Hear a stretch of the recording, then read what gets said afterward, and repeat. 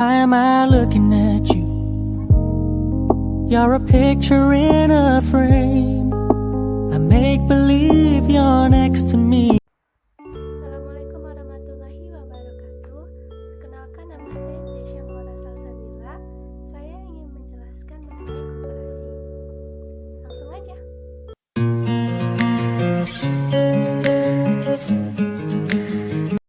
Yang pertama, sejarah. Sejarah singkat gerakan koperasi bermula pada abad ke-20 yang pada umumnya merupakan hasil dari usaha yang tidak spontan dan tidak dilakukan oleh orang-orang yang sangat kaya. Koperasi tumbuh dari kalangan rakyat ketika penderitaan dalam lapangan ekonomi dan sosial yang ditimbulkan oleh sistem kapitalisme semakin memuncak. Beberapa orang yang penghidupannya sederhana dengan kemampuan ekonomi terbatas terdorong oleh penderitaan dan beban ekonomi yang sama, secara spontan mempersatukan diri untuk menolong dirinya sendiri dan manusia sesamanya. Yang kedua, pengertian. Koperasi adalah organisasi ekonomi yang dimiliki dan dioperasionalkan oleh sekelompok orang dengan tujuan mencapai adanya kepentingan bersama. Yang ketiga, asas. Menurut Undang-Undang Nomor 25 Tahun 1992, asas-asas koperasi adalah sebagai berikut. Koperasi merupakan badan usaha atau business enterprise. Koperasi adalah gerakan ekonomi rakyat. Anggota koperasi adalah orang-orang atau badan hukum koperasi. Keanggotaan bersifat sukarela dan terbuka. Pengelolaan dilakukan secara demokrasi. Pembagian sisa hasil usaha atau SHU dilakukan secara adil sesuai dengan jasa usaha masing-masing anggota. Pemberian balas jasa yang terbatas terhadap modal. Pendidikan perkoperasian dan kerjasama antar koperasi. Yang keempat, tujuan dan fungsi. Tujuan koperasi adalah untuk mensejahterakan anggota pada khususnya dan masyarakat pada umumnya, serta ikut membangun tatanan perekonomian nasional dalam rangka mewujudkan masyarakat yang maju, adil dan makmur berdasarkan Pancasila dan Undang-Undang Dasar 1945. Menurut Undang-Undang Nomor 25 Tahun 1992, Pasal 4 dijelaskan bahwa koperasi memiliki beberapa fungsi dan peran, yaitu yang pertama, mengembangkan potensi dan kemampuan ekonomi anggota dan masyarakat, berupaya mempertinggi kualitas kehidupan manusia, memperkokoh perekonomian rakyat, mengembangkan perekonomian nasional, dan mengembangkan kreativitas dan jiwa berorganisasi bagi pelajar Indonesia. Yang kelima, nilai dan prinsip.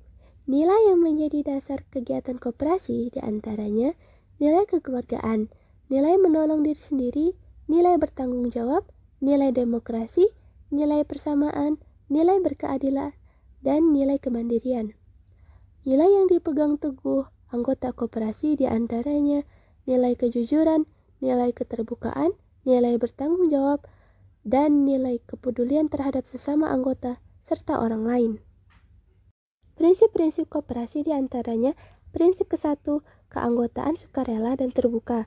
Prinsip kedua, pengendalian oleh anggota secara demokratis. Prinsip ketiga, partisipasi ekonomi anggota. Prinsip keempat, otonomi dan kebebasan. Prinsip kelima, pendidikan, pelatihan, dan informasi. Prinsip keenam, kerjasama di antara koperasi. Prinsip ketujuh, kepedulian terhadap komoditas. Yang keenam, bentuk dan jenis. Berdasarkan dari tingkatannya, bentuk koperasi terdiri dari koperasi primer dan koperasi sekunder. Koperasi primer adalah koperasi yang pendiriannya oleh perseorangan atau kelompok. Koperasi sekunder adalah koperasi didirikan oleh badan hukum koperasi. Berdasarkan jenis usahanya, bentuk koperasi adalah sebagai berikut. Koperasi konsumen adalah koperasi yang menyelenggarakan kegiatan usaha, pelayanan pada bidang penyediaan barang kebutuhan anggota dan non-anggota. Koperasi produsen adalah koperasi yang menyelenggarakan kegiatan usaha pelayanan pada bidang pengadaan, sarana produksi dan pemasaran produksi yang menghasilkan anggota kepada anggota dan non-anggota. Koperasi jasa adalah koperasi yang menyelenggarakan kegiatan usaha bagi pelayanan jasa non-simpan pinjam dan diperlukan oleh anggota dan non-anggota. Koperasi simpan pinjam adalah koperasi yang menjalankan usaha simpan pinjam yang hanya melayani anggota, yang meliputi kegiatan seperti menghimpun dana anggota, memberikan pinjaman kepada anggota, dan menempatkan dana pada koperasi simpan pinjam sekundernya. Koperasi berdasarkan jenisnya ada 4, yaitu koperasi produksi. Koperasi produksi melakukan usaha produksi atau menghasilkan barang. Kemudian koperasi konsumsi. Koperasi konsumsi menyediakan semua kebutuhan para anggota dalam bentuk barang. Koperasi simpan pinjam. Koperasi simpan pinjam melayani para anggotanya untuk menabung dengan mendapatkan imbalan. Koperasi serba usaha. Koperasi serba usaha atau KSU terdiri atas berbagai jenis usaha. Nah, sekarang kita akan membahas SHU dan dana cadangan. Pengertian SHU dan dana cadangan. SHU, koperasi, adalah selisih antara seluruh pendapatan yang diperoleh dengan biaya-biaya operasional koperasi termasuk penyusutan, kewajiban lain, dan pajak dalam 1 tahun buku. Dana cadangan merupakan dana yang disisihkan untuk menampung kebutuhan yang memerlukan dana relatif besar yang tidak dapat dipenuhi dalam 1 tahun anggaran. Yang kedua, perhitungan SHU. Cara mencari SHU itu ada rumusnya, yaitu SHUA sama dengan JUA ditambah JMA. Keterangannya, SHUA itu sisa hasil usaha anggota, JUA sama dengan jasa usaha anggota, dan JMA adalah jasa modal anggota. Nah, JUA dan JMA itu perlu kita cari dulu.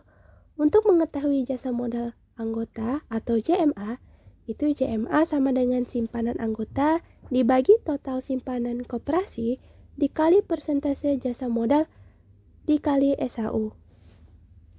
Untuk mengetahui jasa usaha anggota atau JUA, yaitu JUA sama dengan penjualan anggota dibagi total penjualan koperasi dikali persentase jasa modal anggota dikali SHU. Yang ketiga, keanggotaan koperasi. Anggota koperasi adalah pemilik dan sekaligus sebagai pengguna jasa koperasi.